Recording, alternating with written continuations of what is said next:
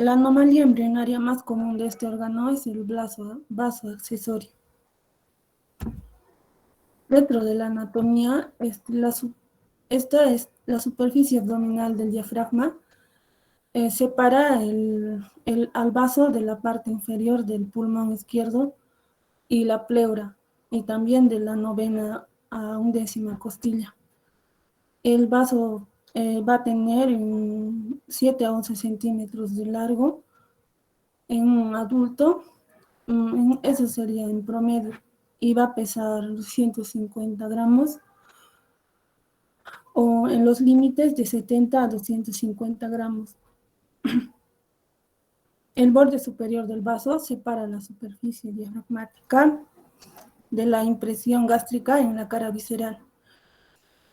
La cara visceral se orienta hacia la cavidad abdominal y tiene impresiones gástricas, cólica, renal y pancreática. El vaso está suspendido por varios ligamentos. Estos van a ser, por ejemplo, hacia el colon, por el ligamento esplenocólico, el estómago por el ligamento gastroesplénico y en el diafragma por el ligamento esplenodiafragmático. Y en el riñón, la glándula suprarrenal y la cola del páncreas van a estar por el ligamento esplenorrenal.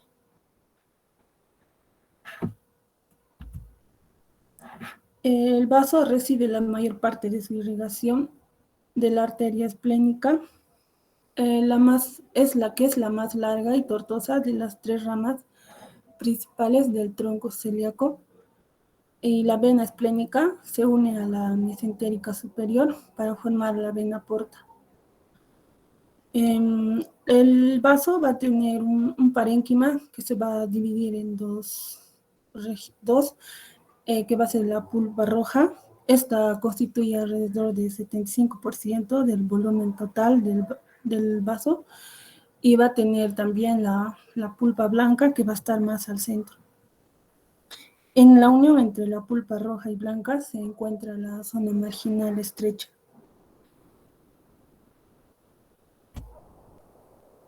Dentro de la fisiología, este es el principal sitio de depuración de los eritrocitos dañados, y también participa en la eliminación de leucocitos y plaquetas anormales. Los eritrocitos van a tener 120 días de su ciclo de vida en el vaso. El vaso recibe un flujo sanguíneo total aproximado de 250 a 300 mililitros por minuto, y la mayor parte de esta función de filtración del vaso depende de la circulación lenta. Otras funciones que va a tener es hematopoiesis, también desempeña que recicla el hierro y participa en la respuesta inmunitaria innata y adaptativa. Dentro de la imagenología se va a usar lo que es ecografía. Esta es más rápida y fácil de realizar. No expone al paciente a una radiación ionizante. La tomografía computarizada se logra un alto grado de resolución y detalle, lo que es del parénquima y también de los vasos, y lo que está en relación a las estructuras vecinas. La radiografía simple se usa para obtener imágenes esplénicas primarias. Lo que es la imagen por resonancia magnética, esta ofrece un detalle y versatilidad excelentes del abdomen, pero es más costosa que la tomografía computarizada y también la ecografía, y no ofrece una ventaja evidente para las imágenes primarias del vaso. El otro es la angiografía, donde esto se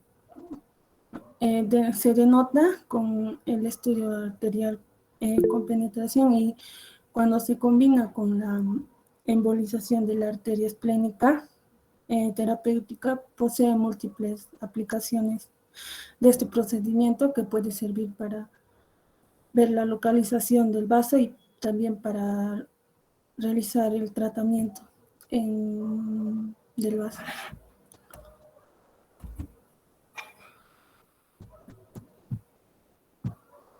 Buenas tardes, doctora. Buenas tardes, compañeros. Continuando con la exposición, voy a hablar de lo que sería la esplenectomía. Siguiente, por favor. La esplenectomía en sí se puede realizar para tratar lo que serían ciertas afecciones, entre ellas lo que serían las anemias hemolíticas hereditarias, las citopenias autoinmunes o incluso lo que sería una esplenomegalia sintomática. Y con menor frecuencia también se puede usar para lo que sería el diagnóstico cuando hay una esplenomegalia inexplicable o una masa esplénica. Las indicaciones en sí para la realización de la esplenectomía principalmente va a ser determinar lo que es la mejor opción del tratamiento para el paciente y las consideraciones que se tienen que aplicar para este mismo. Posiblemente indicado, vamos a tener lo que es la cirugía de cáncer, el síndrome de Felty, la esferocitosis hereditaria, trombocitopenia inmune, la deficiencia de piruvato quinasa, el absceso esplénico, el linfoma esplénico de la zona marginal, la trombosis de la vena esplénica con varices gástricas sangrantes, la esplenomegalia masiva o sintomática, la talasemia dependiente de transfusiones y la anemia hemolítica autoinmune caliente. Siguiente, por favor. Continuando con las indicaciones, va a estar raramente indicado en lo que es la desensibilización ABO o HLA para lo que es un trasplante renal, la leucemia linfocítica crónica, la leucemia de células peludas, la mielofibrosis primaria, el infarto esplénico, la crisis de secuestro esplénico en la enfermedad de las células falciformes y la púrpura trombocitopénica trombótica. Y por último, las indicaciones generalmente contraindicadas va a ser el síndrome linfoproliferativo autoinmune, la enfermedad de las aglutininas frías, la enfermedad de Gaucher, la estomatosis hereditaria, la serocitosis hereditaria, la criohemoglobinuria paroxística y la trombocitopenia en cirrosis hepática. Siguiente, por favor. En este siguiente cuadro, mayoritariamente vamos a ver lo que serían las indicaciones para la esplenectomía también, pero la respuesta esperada que va a tener en las enfermedades, en los trastornos que se puede ver. Por ejemplo, en la esferocitosis hereditaria, se va a indicar, ¿no? Para lo que sería la anemia hemolítica, las transfusiones recurrentes, úlceras intratables en piernas, y la respuesta de la esplenectomía sería la mejora o elimina de la anemia. Siguiente, por favor. Ya, para la realización de todo lo que sería, ¿no? La esplenectomía en sí, va a haber lo que serían las consideraciones preoperatorias, principalmente las alternativas a la esplenectomía, ya que en algunas condiciones autoinmunes, por ejemplo, se puede considerar en vez de realizar una esplenectomía, usar fármacos como el rituximab o otros agentes inmunosupresores. También para lo que serían las lesiones esplénicas aisladas, que puede ser posible lo que es una aspiración con aguja fina o PAF, reservando, ¿no?, la esplenectomía para aquellos que el PAF no es un diagnóstico. También para lo que sería la trombocitopenia debido a una enfermedad hepática en la que se necesita un recuento de plaquetas más alto para la cirugía. El recuento de plaquetas se puede aumentar con un agonista del receptor de trombopoyetina para así realizar lo que sería la cirugía. También algunas pruebas preoperatorias, ya sea el hemograma completo con el recuento de plaquetas y un diferencial. Siguiente, por favor. También para lo que son consideraciones preoperatorias hablaremos de lo que es la optimización del recuento de hemoglobina y plaquetas, para en sí lo que es para reducir el riesgo de compromiso hemodinámico y la profilaxis en sí de TEF, que va a ser adecuada, ¿no?, para todos los pacientes, porque la trombosis venosa profunda va a ser frecuente después de la cirugía, de la esplenectomía, en especial en casos que vaya a incluir lo que sería la esplenomegalia y los trastornos mieloproliferativos. Siguiente, por favor. Continuando, vamos a ver lo que serían las vacunas, ya que se tiene que estar el paciente vacunado, especialmente con lo que serían contra los organismos encapsulados, como el Streptococcus pneumoniae, el H. influenzae y la meningitis. Ahí vamos a ver una tabla de vacunación en mayores de 23 meses esplenectomizados, donde todos los adultos deben estar vacunados, ¿no?, con una dosis contra estos organismos encapsulados: la antineumocócica 23 valente, la anti-influenza, la antimeningocócica y la antigripal. El intervalo mínimo ideal de vacunación antes de la esplenectomía o del inicio de la quimioterapia, por ejemplo, va a ser de 15 días o 14 días después de la esplenectomía, y deben administrarse recuerdos vacunales cada 3 a 5 años vacunas, ¿no? Y en pacientes afectos de anemia de células falciformes o trastornos linfoproliferativos, se ha visto que los anticuerpos generados decaen rápido y pueden necesitar incluso lo que serían refuerzos antes de estos 5 años. Y por último, también manejos de otros medicamentos que puede conllevar lo que es un riesgo, ¿no? En el paciente, ya sea como los glucocorticoides, el rituximab y el ruxolitinib. Siguiente, por favor. Ahora vamos a pasar lo que serían las técnicas de esplenectomía. Primero va a ser la preparación del paciente, ¿no? Principalmente con las vacunas polivalentes, la neumocócica, la meningocócica y para la hemófilus.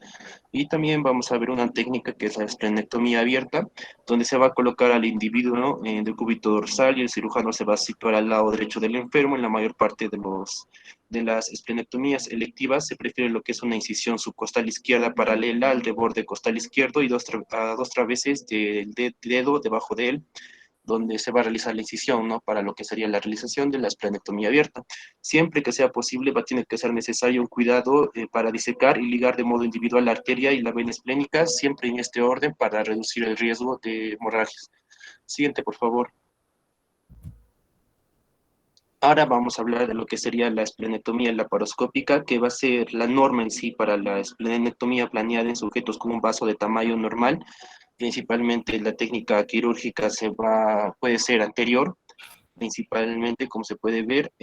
Tenemos que ver la disposición de los trocars en imagen, la posición del cirujano entre las piernas del paciente, el primer ayudante a la izquierda del paciente y el segundo ayudante a la derecha del paciente, donde va a ingresar la cámara en el puerto umbilical, después la tracción gástrica hacia la derecha con una pinza traumática exponiendo el ligamento gastroesplénico, clips para lo que serían los vasos esplénicos y gástricos cortos inferiores, con una posterior sección entre ellos, y también sería lo que es tras liberar, ¿no? La parte inferior esplénica se va a traccionar delicadamente y se ligan las estructuras vasculares esplénicas con una grapadora mecánica sobre el hilio, y los vasos gástricos también cortos superiores con clips y sección, el electrocauterio para adhesión peritoneal posterior y exéresis de pieza quirúrgica en bolsa plástica, y principalmente también se va a realizar lo que sería exámenes complementarios para lo que es la búsqueda de vasos accesorios. Siguiente, por favor. Otras técnicas de esplenectomía ya que se mencionan en la bibliografía va a ser la esplenectomía con asistencia manual en el caso de que el vaso sea mayor de 22 centímetros de longitud craneocaudal o de 19 centímetros de anchura, ya que puede ser beneficiosa en comparación, ¿no? Con lo que sería la técnica laparoscópica pura. También tenemos la esplenectomía con cirugía laparoscópica de una incisión. La incisión se puede ocultar en la zona periumbilical y se utiliza como orificio para extracción de la pieza, ¿no? Al final de la intervención. Y se va a señalar que el portal periumbilical puede ocasionar lo que serían problemas técnicos si la persona tiene, por ejemplo, un índice de masa corporal o tallas grandes y el cirujano no puede alcanzar fácilmente el vaso. También vamos a ver la siguiente técnica, que es la esplenectomía robótica, que puede facilitar el movimiento con mayor precisión, el que se logra, ¿no? Con el laparoscopio corriente. Por lo demás, la vía quirúrgica en forma global para hacer la esplenectomía es muy similar a la de la laparoscopía estándar, aunque como es esplenectomía robótica, esta no va a ser muy rentable. Siguiente, por favor. La última técnica que vamos a ver va a ser la esplenectomía parcial, que va a estar indicada en particular para lo que es la disminución de riesgo de septicemia posterior a la esplenectomía en niños. Ciertos trastornos por depósito de lípidos causantes de esplenomegalia, como la enfermedad de Gaucher, incluso algunas formas de lesión traumática del vaso, ya sea cerrado o penetrante, y son susceptibles, ¿no? Al tratamiento con esplenectomía parcial. La hemorragia de la superficie de corte del vaso suele limitarse principalmente y se puede controlar mediante estrategias diversas como cauterización, coagulación con argón o aplicación directa de agentes hemostáticos como gasa de celulosa o pegamento de fibrina. Y por último vamos a ver lo que es la lesión esplénica transoperatoria inadvertida, ya que la lesión de este mismo se va a relacionar, ¿no? Con una morbilidad considerable a corto plazo, que incluye un aumento de la pérdida sanguínea, la necesidad de transfusión y una estancia prolongada en el hospital. El mecanismo de la lesión transoperatoria más frecuente es la tracción inadecuada del vaso sobre su inserción peritoneal. El polo inferior es el que va a sufrir más lesiones, a menudo por lo que es orientación, así como por la mayor concentración de inserciones peritoneales que está en esta zona del polo inferior. También se van a eliminar lo que serían las inserciones peritoneales del vaso y se va a valorar la naturaleza de la lesión. En general, la condición del paciente siempre es el factor más determinante para decidir el intento de rescatar o no el vaso. Siguiente, por favor. Por último, veremos lo que serían los riesgos postoperatorios, ya que la mortalidad operatoria de la esplenectomía va a depender principalmente de lo que es el estado clínico del paciente y la enfermedad subyacente, la experiencia del equipo quirúrgico y las medidas de prevención de infecciones. Algunos riesgos postoperatorios, ¿no? Va a ser el sangrado, el tromboembolismo venoso, los eventos cardiovasculares e hipertensión pulmonar, incluso puede haber cáncer, infección o esplenosis. Siguiente, por favor.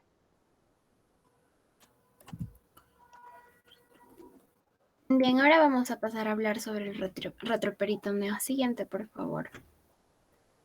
Primero vamos a revisar un poco de la anatomía quirúrgica. Primero vamos a empezar a definir el retroperitoneo, que va a ser el espacio entre la envoltura posterior del peritoneo y la pared posterior del cuerpo, y este va a tener límites. El primer límite que vamos a encontrar es el espacio retroperitoneal, delimitado en la parte superior por el diafragma y por atrás por la columna vertebral, por los músculos iliozoas, y en la parte inferior por los músculos elevadores del ano. Siguiente, por favor. En su parte anterior vamos a tener como límite el repliegue posterior del peritoneo, el borde anterior del retroperitoneo, y este va a estar muy enrollado sobre sí mismo y se va a extender hacia los espacios que están entre los mesenterios del intestino delgado y del intestino grueso. Dada la rigidez de los límites superior, posterior e inferior, vamos a ver de que este va a tener una adaptabilidad del margen anterior. Para esto es especialmente considerado para los tumores retroperitoneales que tienden a expandirse hacia adelante y en dirección a la cavidad peritoneal. Siguiente, por favor. Primero vamos a hablar acerca de las infecciones retroperitoneales. Y vamos a empezar diciendo de que el repliegue posterior del peritoneo se va a limitar a la diseminación de casi todas las infecciones intraabdominales al peritoneo, llámese las infecciones por apendicitis retrocecal, perforaciones contenidas de úlceras duodenales, perforación diatrógena de estas perforaciones diatrógenas van a ser posteriores a una esófago-gastroduodenoscopía o también las colangiopancreatografías retrógradas endoscópicas o CEPRES, y también estas infecciones van a ser secundarias a pancreatitis complicada. Siguiente, por favor. Dentro de las infecciones retroperitoneales también tenemos que tener en cuenta los abscesos, y estos van a tener normalmente signos de septicemia, dolor localizado que va a ser variable, que este puede irradiarse a torso, pelvis, muslos, y también podemos encontrar eritema alrededor de la cicatriz umbilical y en los flancos. El diagnóstico de los abscesos retroperitoneales van a ser la tomografía computarizada, y este va a evidenciar un conjunto uniloculado o también puede ser multitabicado, como lo podemos ver en la imagen de la derecha, y esto va a estar con bridas y en partes blandas retroperitoneales también. Siguiente, por favor.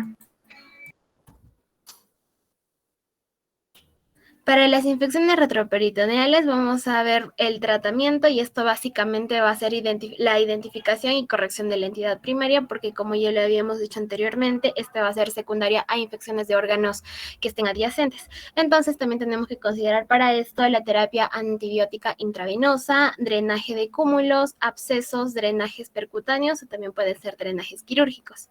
Vamos a ver de que el diagnóstico para estas infecciones, el pronóstico va a ser, va a tener normalmente una mortalidad del 25%, inclusive con drenaje, y va a tener también alto riesgo de fascitis necrotizante en el retroperitoneo. Siguiente, por favor. Ahora vamos a hablar de la segunda patología quirúrgica de retroperitoneo, que va a ser la fibrosis retroperitoneal. Va a ser un trastorno que va a estar caracterizado básicamente por la hiperproliferación del tejido fibroso en el retroperitoneo. Esta puede ser primaria o secundaria. Va a ser primaria cuando la fibrosis retroperitoneal va a ser idiopática, y esto también se va a conocer como la enfermedad de Ormond. Y la secundaria va a ser a procesos inflamatorios, neoplasias malignas o también reacciones farmacológicas. Epidemiológicamente vamos a ver de que 0.5 pacientes por cada 100.000 sujetos al año van a presentar esta fibrosis, y la relación varón o mujer va a ser de 2:1, y esto se va a presentar en mayor incidencia entre la cuarta y sexta década de vida. Siguiente, por favor. Fisiopatológicamente vamos a ver algunos procesos que se van a presentar dentro de esta patología, que van a ser tanto mecanismos alérgicos y también mecanismos autoinmunes. Va también a estar relacionado con el alelo HLA-DRB1, 3, que va a estar también relacionado con el lupus, con la diabetes mellitus y también con la miastenia gravis. Vamos a ver de que se van a encontrar anticuerpos contra ceroide, que se van a hacer subproductos de la oxidación de las placas ateromatosas vasculares. Vamos a tener también reacciones inflamatorias relacionadas a los linfocitos T, a células plasmáticas, a macrófagos sustituidos, que estos van a ser sustituidos por fibroblastos que a la larga van a producir colágeno, produciendo así la fibrosis. Siguiente, por favor.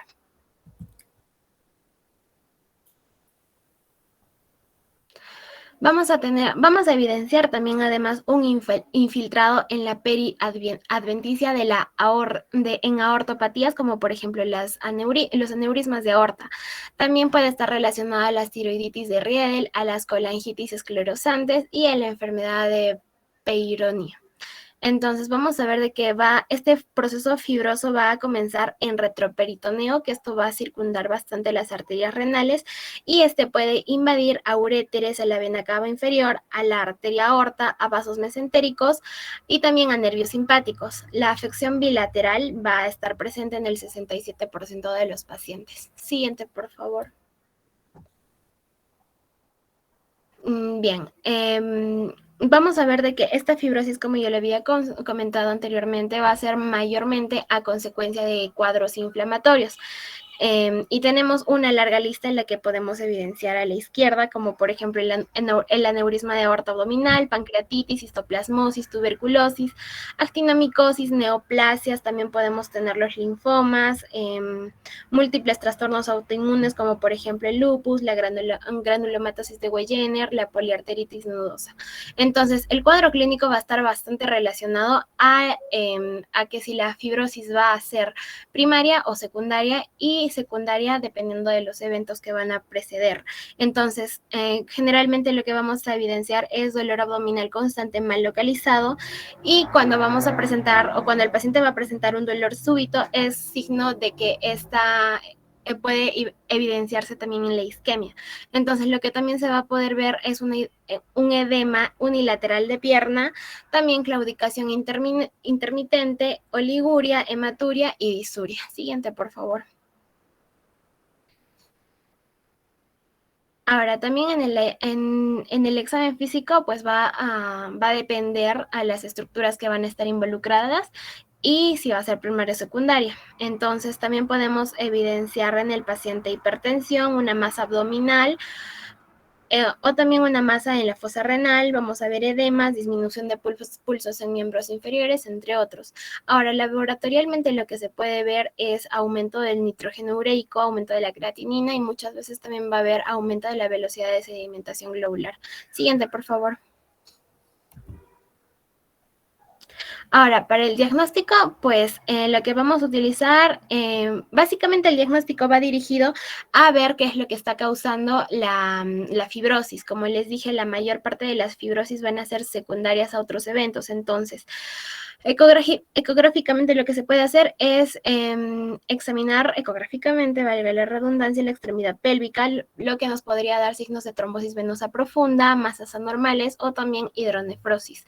Ahora, para la pielografía intravenosa, que esta va a estar ya en desuso, se utiliza más para ver la compresión o la desviación uretral en hidronefrosis, y también se va a utilizar la tomografía con contraste, que este va a ser el gol estándar para poder evidenciar todos las causas que tenemos para la fibrosis, y la resonancia va a ser en caso de compromiso renal y también, cuando no se puede utilizar la tomografía por contraste, se utiliza la resonancia, ¿no? Para no tener un compromiso renal con el contraste. Siguiente, por favor. Siguiente. Ya, para el tratamiento, primero tenemos que tener en cuenta de que a todos los pacientes que presenten fibrosis retroperitoneal se le tiene que dar corticoides con o sin medidas quirúrgicas, y esto relativamente a dosis altas, que van a ser 60 miligramos en días alternos por 2 meses, y luego esto se va a tener que reducir de forma gradual. Ahora, el tratamiento quirúrgico, primero vamos a hablar acerca de la ureterolisis o la colocación de una endoprótesis ureterales en pacientes pacientes que van a presentar hidronefrosis moderada o masiva. Y esta también podemos utilizar técnicas laparoscópicas o abiertas. Vamos a ver de que ambas técnicas van a ser efectivas. Y también tenemos que considerar que si nuestro paciente presenta signos o va a presentar también la trombosis venosa de ilíacas o de cavas, pues tenemos que anticoagularlo. Siguiente, por favor. Ahora, para el tratamiento endovascular, esto especialmente se puede considerar en la oclusión iliocava. Y pues tenemos que tener en cuenta de que a los pacientes que presenten la fibrosis tenemos que hacer los seguimientos con exámenes imaginológicos, y en caso de que los corticoides no estén respondiendo adecuadamente, pues podemos utilizar la ciclosporina, el tamoxifen, la satriopina. También podemos tratar a los, esto en caso de que pues los corticoides no funcionen. Entonces vamos a ver de que el pronóstico de los pacientes que van a presentar la fibrosis retroperitoneal en general para las fibrosis idiopáticas van a ser excelentes.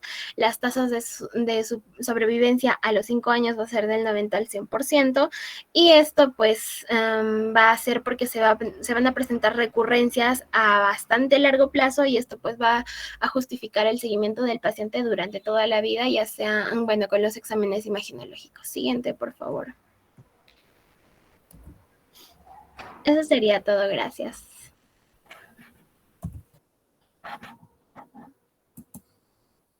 Bueno, chicos, entonces, ¿alguien más va a exponer?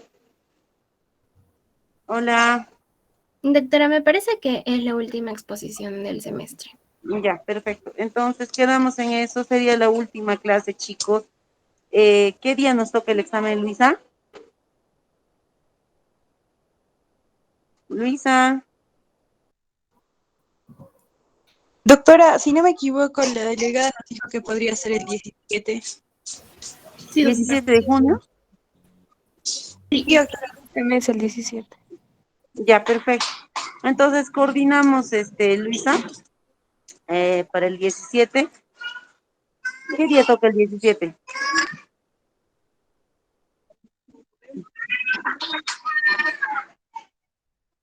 Este viernes, doctora.